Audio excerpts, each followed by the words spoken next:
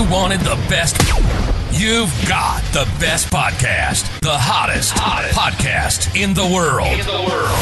The Chris Voss Show, the preeminent podcast with guests so smart you may experience serious brain bleed. The CEOs, authors, thought leaders, visionaries, and motivators. Get ready. Strap yourself in. Keep your hands, arms, and legs inside the vehicle at all times, because you're about to go on a monster education roller coaster with your brain. Now, here's your host, Chris Voss. Hi, folks. This is Voss here from theChrisVossShow.com. Ladies and gentlemen, the Iron Lady Sings That Makes Official. Welcome to 16 years, 24 episodes of the Chris Voss Show. And what we need you to do is, if you would do this before we interview our amazing new author we'll be talking to today, go to goodreads.com/Chris Voss. Refer your family and friends. Tell them if they really, truly love you, they should go to the Chris Voss Show website to subscribe to the podcast. But if they don't, well, then they're out of the will. No, I'm just kidding. Don't play that way. That's not nice. Go to facebook.com/Chris Voss, linkedin.com/Chris Voss, and let's see, Chris Voss 1 on the TikTokity. Opinions expressed by guests on the podcast are solely their own and do not necessarily reflect the opinions of the host or the Chris Voss Show. Some guests of the show may be advertising on the podcast, but it is not an endorsement or review of any kind. Today's featured author comes to us from bookstolifemarketing.co.uk. With expert publishing to strategic marketing, they help authors reach their audience and maximize their book success. Today, an amazing lady on the show. We're going to be talking about her first and new book that is kind of angled towards kids. And of course, I know a lot of adults that are kids, so they can probably read it too. Everyone can read the book.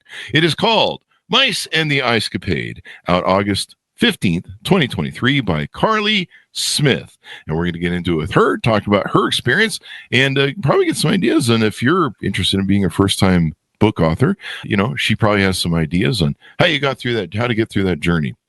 She is a retired special education teacher and has been writing poetry since her youth and has always dreamed of publishing a book. For over 30 years, she dedicated her career to teaching young children with special needs, a role that she considers the most meaningful and rewarding in life. She lives with her husband in a small town surrounded by the love of her extended family, including several great grandchildren who live nearby.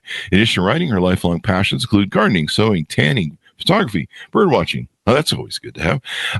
And simply enjoying the beauty of nature. Through her words, or her time outdoors, she finds joy in quiet creativity and heartfelt connection. Welcome to the show. How are you, Carley? Well, I'm good. Well, you calm down just a little bit there, Carley. It's great to have you. Thank you for coming on the show. Give us, where do you want people to find you on the interwebs? Or I know you have a pending website you're working on. Is there any socials or anything you want people to look you up on? I'm on Facebook. My Facebook address is cf.smith16@outlook.com. There you go. So give us a 30,000 overview. What's inside this book? What's inside the book? Yeah, give us an overview, if you would. Well, it's a story about poor mice. Little mice, and they live in a rice field, and they are busy during the summertime trying to store rice for the winter months. And they work real hard. The family it's a mother, dad, and they have children. So the children are also helping them do the work outside. And so then they get this done, and they decide that they're very tired and they would like to celebrate some way. And so they do that by having an ice skating party.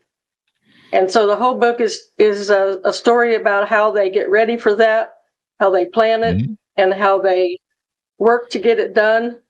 And they find things outside, and they go to a trash dump to find things to make, to use for their parade and their party, their ice capade.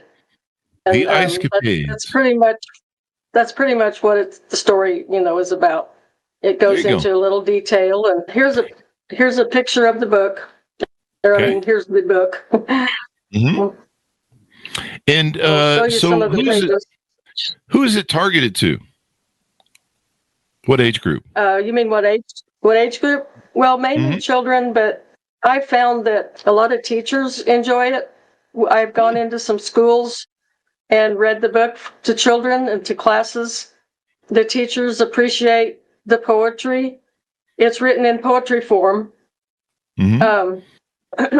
Some of the older classes that I went to were fourth, fifth, and sixth graders, and a lot of them were learning how to write. And so the teacher let me come in, read to them, and then I also went through some do's and don'ts and some things that you do when you're writing. You know, how you practice and you rewrite, and before you do that, you have to maybe do some research, decide on the idea, and all those little points. You know, we just went over several pointers before we read the book, and then afterwards, the students were able to ask questions regarding, how I did certain things, and so that was kind of how that went. But now, was that the thing that inspired you to write the book, or was there a moment or personal story that sparked the idea on top of that? The way I ended up writing the book, I didn't intend for it to be a book to begin with. I belonged to a Zoom writing class, and our mentor she would give us time to do actual writing during the Zoom class. And one day she gave us the plan was she gave us words to choose from, and we had to choose 3 words to write something. And we could write a poem, we could write a story, we could write any little thing. And then we get back together and we would read what we wrote and let the other group and the other members of the group listen to what we wrote. And we would only have like 20 minutes or so. And so I picked the word mice was the main word and I think one of the other ones was parade. And so I wrote this little poem, and I started writing it. Of course, in the 20 minutes, it wasn't finished. And so later on, not just after the Zoom class, but several weeks, probably months later, I decided I kind of wanted to publish a book. So I had this address of this publishing company, and I called them. I had the phone number, and I called them, and they asked me if I had a manuscript ready. And I said, well, no, not exactly a manuscript, but it was a poem that I had written. And at that time, I had finished the poem. And I thought, well, this poem could be turned into a story. I mean, it tells a story. And I told her a little bit about it and so on. And she was interested, and she wanted me to send the manuscript. So that's where it started. And it just kind of took off from there. And they, within about a week, they called me and accepted my manuscript for publishing. Well, congratulations. And so congratulations. So that's how it all began. Now you spent, I think, what did we say, 30 years in, working as a special ed teacher or something to that effect. I think for over 30 years you were in the career of teaching young children. So you probably spent a lot of time maybe reading to children or going through books with them. I know my mom was a teacher, and so she would read to them. I worked in 3 different schools. The first school was a public school, and I was a para. I wasn't a teacher yet. I had the degree, but they hired me as a para in the classroom. Okay. And this was in the special education classroom. And I did work with children, then just more or less as a para. And I did some substituting in that school too. And then I did that for 7 years. And then I got the opportunity to go to a school that was called United Cerebral Palsy.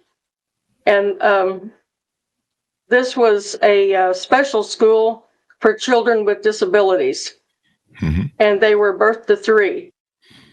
And so I worked there for, I think it was 12 years. worked with them. Of course, we read stories, easy stories for them, picture books, and a lot of different kinds of books.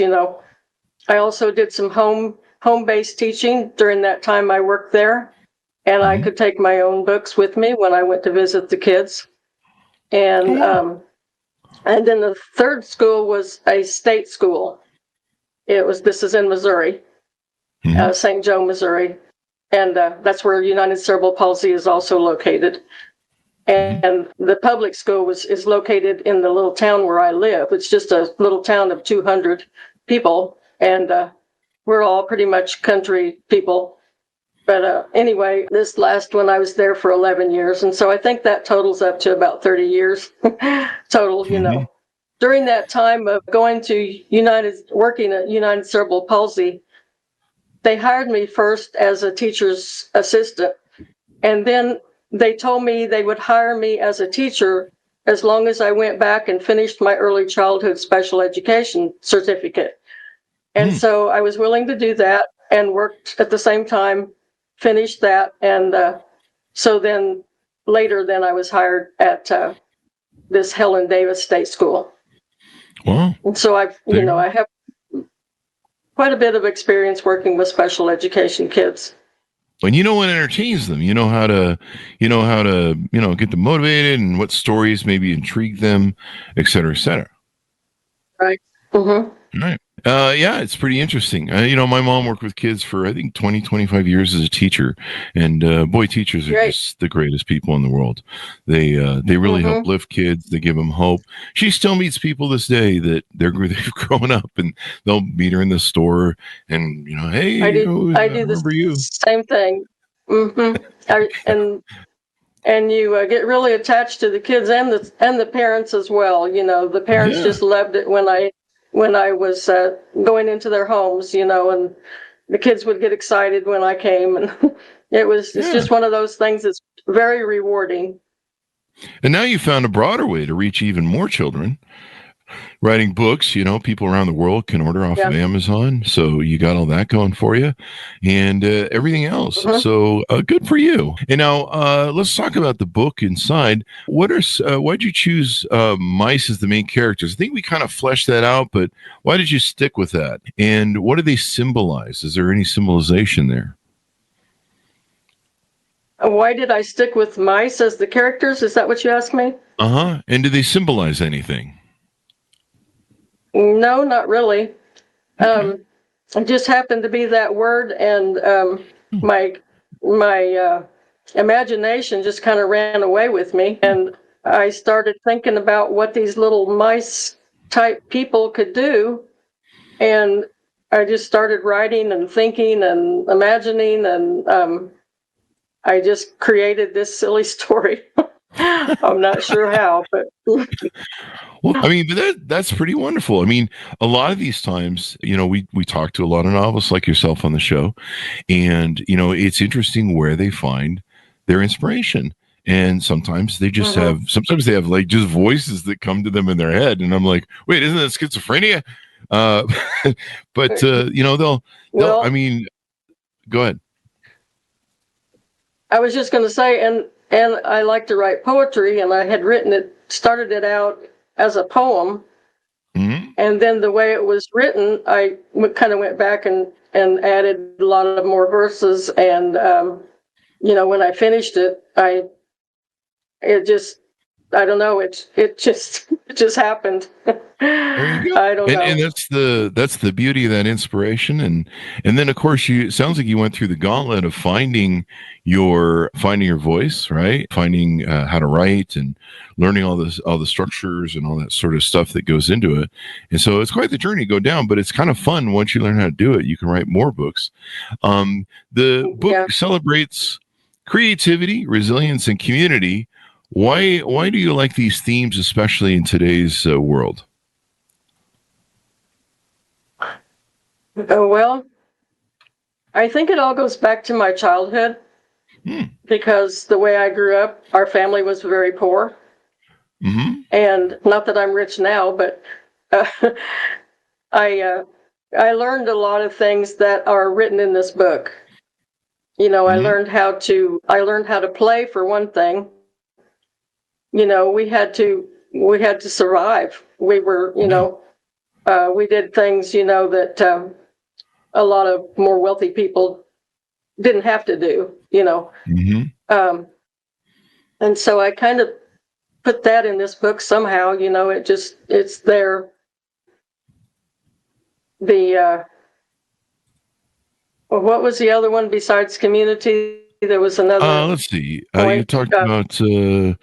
Let's see. Let me see where Resilience, I got a whole list of questions here creativity. for you.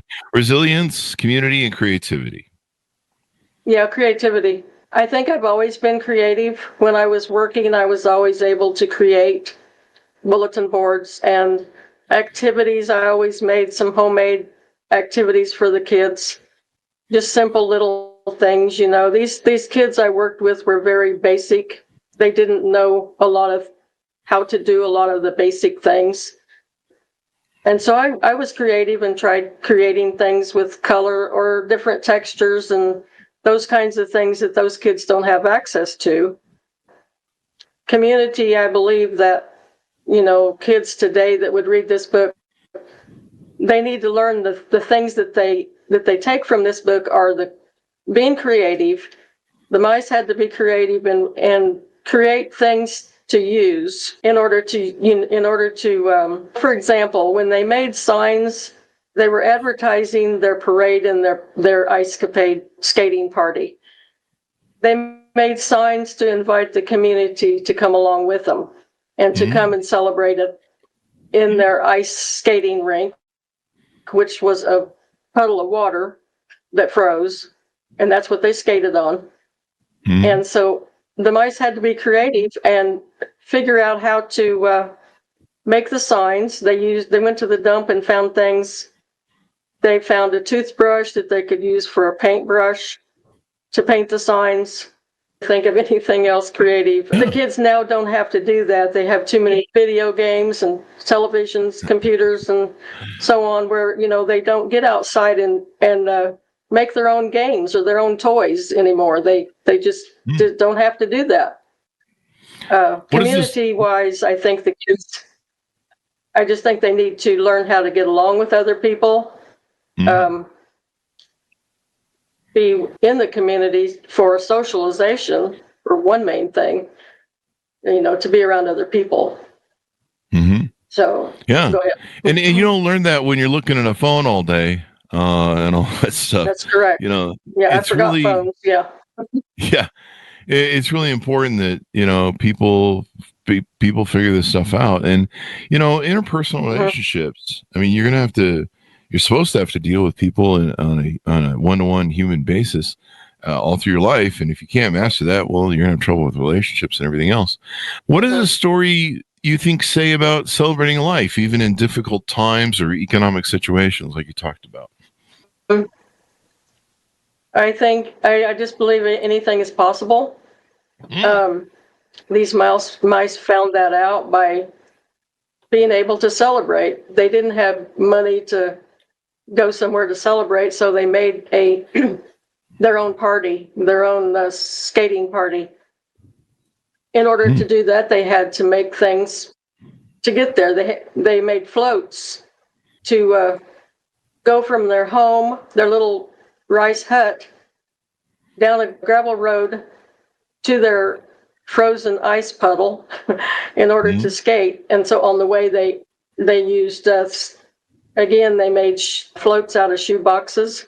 They decorated them with acorns and pine cones and rags to make flags with, and different things from trash.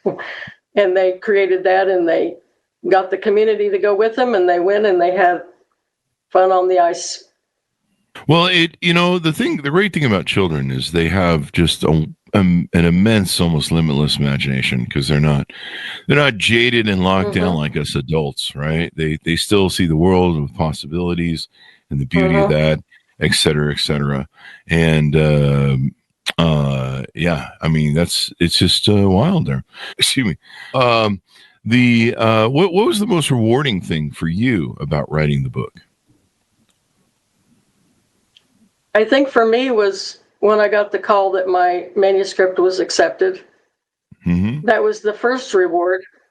Mm-hmm. But then after the book was published, written, finished, and published, I think the reward was being able to read it to children, to go into the schools and to read it to my grandchildren and provide it for them. And in the schools, just go in and read it and watch their reactions when they heard it. I think that was the biggest reward. What was your biggest challenge writing the book? Being able to end it. I wanted to just keep writing. I was writing and I couldn't figure out how to end it, and so because they had was going to have the ice skating party, and I thought, well, now what? What do we do now? And so I kept reading it over and over too, and another challenge was, like I said, to end it, but it seemed like it was incomplete at first. And I would read it over and over and over, and it seemed like there was something missing. And so I went back and I think I added 2 more verses to it because it just wasn't all there yet. And then I don't remember what I added, but I had to fix it, And so I think that was the challenge. Yeah. Yeah. Well, sometimes you got to find that ending because it sounds like you like writing so much. Is there maybe another book, either with the same characters as a continuum, or maybe a new standalone book you're thinking about writing? Yes, I'm thinking about a sequel to this one. I don't really have a title yet, but I have the idea and I have started writing it, but it's not very far along yet, I guess. Good. Well, people can follow along with you. Yeah, the idea behind this one's going to be the grass is greener. Mm-hmm. They always say the grass is greener on the other side. And I think that's going to be the meaning of the book. Yeah, that's a good lesson. A lot of people don't learn that lesson until they're older. Yeah. Yeah. So so that'll be excellent to see some new books and stuff and all that stuff. It gets easier to write books as you go. What are some of the? Hmm? I'm sorry. It is in the works with this Books for Life marketing company, so I'm working on it, getting ready to work on it with them. We'll be excited to see it. So how has been your experience with book signing, school visits, and engaging with readers shape your connection to the story? I just really enjoyed doing that. By seeing the students' reactions to the book. I was always well accepted into the group when I went to the schools. They would set up the overhead projector for me to show my pictures, the pictures in the book as I read it. And then I did a little activity beforehand with the kids. I didn't tell them anything about the book first. We did this little activity with the kids, and they most of them were the older kids, and I only went into elementary schools up to 6th grade. Yeah. But I took some objects with me. I think it was 5 objects, and when I got there, I would invite. I asked the teacher to choose 5 students to come to the front of the classroom, and then I gave each one of them one of these objects, and I asked the kids to use their imagination. I said, "You've got to use their imagination for this activity." I said, "Use your imagination and tell me what you could use that item for other than what it is used for, what it's supposed to be used for."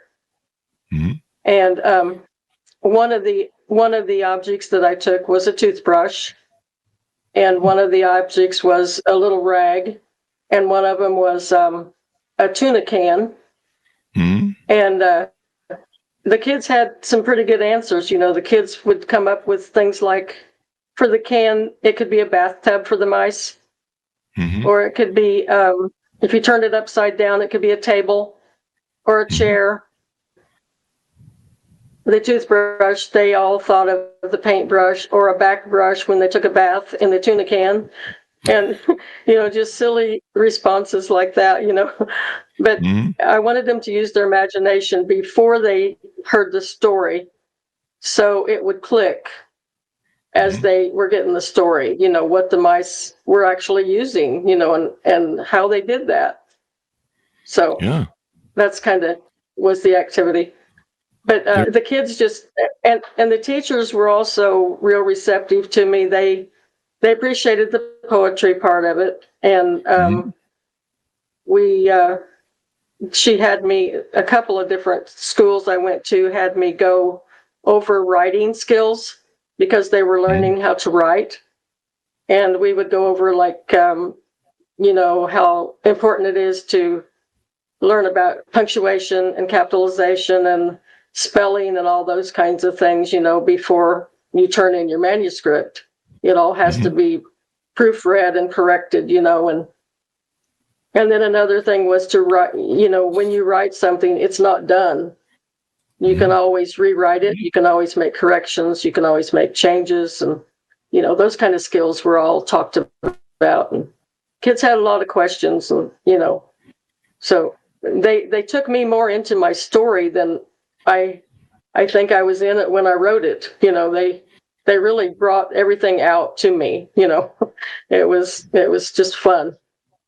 Yeah. Very enjoyable. And kids are at that wonderful age. They love the imagination. They love the creativity, and so it sounds like your story really plays into that and helps kind of engender that sort of mindset for them, and they can have fun with it. Is there any sort of moment that you usually see children light up when you read the book to them? Is there any special scenarios or parts of the book they like more? Well, I think it was the same place that I lit up when I saw my pictures in my book before it was published, when I was approving my pages.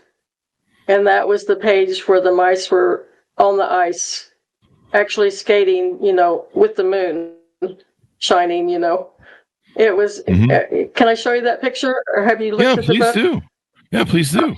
I'll show you that. Let me find it. Okay, it's right here. Okay. And it's they're skating on the ice, right? They won. They did it. And then I also chose that for the cover. That's the same page as the cover.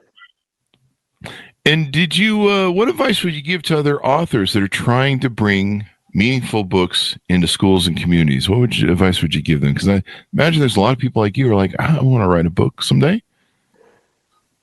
I think go by what you know and what you have learned in life. Some of the things you have had to learn, and use your imagination, use your creativity. And don't put it off. Don't put it off like I did. I was 77 when I published this book. Wow! And congratulations! It's never too late. Right. And if you're dreaming about publishing a book or being an author, it's never too late. I did it, and if I did it, anybody can do it. You just have to try. You have to keep trying, keep writing. Don't stop. Don't just make a way to do it. That's what I had to do. Make a way to do it. There's always a way if there's a will. That's what I hear. So, well, I'm glad. I love that inspiration that you bring and everything else. So, let's see. What else do we have here? What do you ultimately want readers, young and old, to take away from your book and think about after they've read it?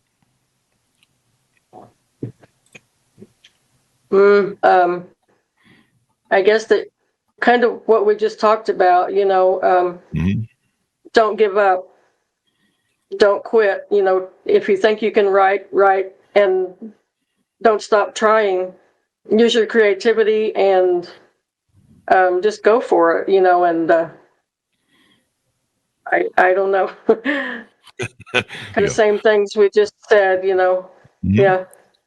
So as we go out, give people a final pitch out to pick up your book, order it up, and all that good stuff.